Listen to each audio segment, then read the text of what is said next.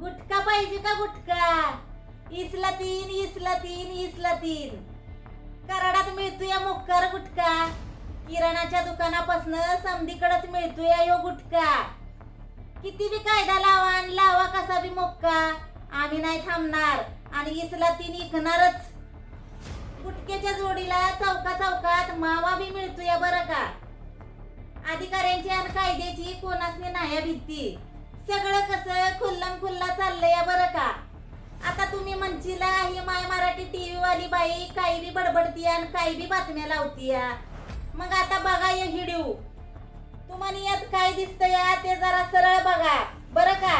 कसं आहे हे व्हिडिओ काढताना जरा मोबाईल हल्लाय नव्ह का, म्हणून म्हटलं नीट बघा. आता हे व्हिडिओ बघा कसा अगदी बिनधास्त पैसे घेतोय आणि पटाक्षण गुटख्याच्या पुड्या काढून देतोय.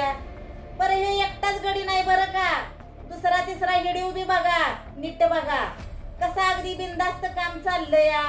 तिकडं आमचा आयुक्त मुंडे साहेब मावा गुटखा ऐकणाऱ्यावरती धडाधड कारवाया करा म्हणून अधिकाऱ्यांनी सांगते ती, आणि वेळ पडली तर मोक्का बी लावा म्हणते ती.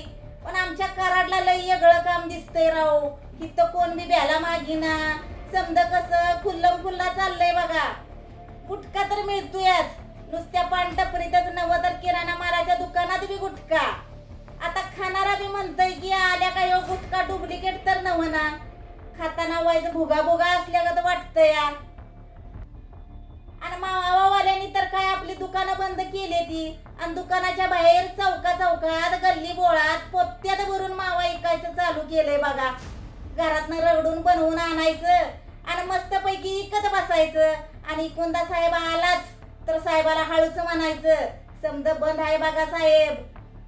मंडळी, व्हिडिओ तर तुम्ही बघितला आणि रानाड्या भाषेत हकीकत पण ऐकली. आज माय मराठी टीव्हीच्या माध्यमातून फक्त 2-3 दुकाने दाखवलेली आहेत, पण राजरोजपणे कराड शहरामध्ये कशा पद्धतीने टेम्पो भरून गुटखा येतो, तिथून कशा पद्धतीने सप्लाय केला जातो, या गुटख्याचा मास्टर माइंड कोण आहे, हा गुटखा असली का नकली, जर हा गुटखा नकली असेल तर तो कुठे बनवला जातो, या सर्व गोष्टींचा पर्दाफाश प्रशासन व अन्न औषध प्रशासन करणार का? जर प्रशासनाकडून याचा पर्दाफाश नाही झाला तर वेळप्रसंगी माय मराठी टीव्ही पुराव्यानिशी सर्व सत्य दाखवण्याचा नक्कीच प्रयत्न करणार.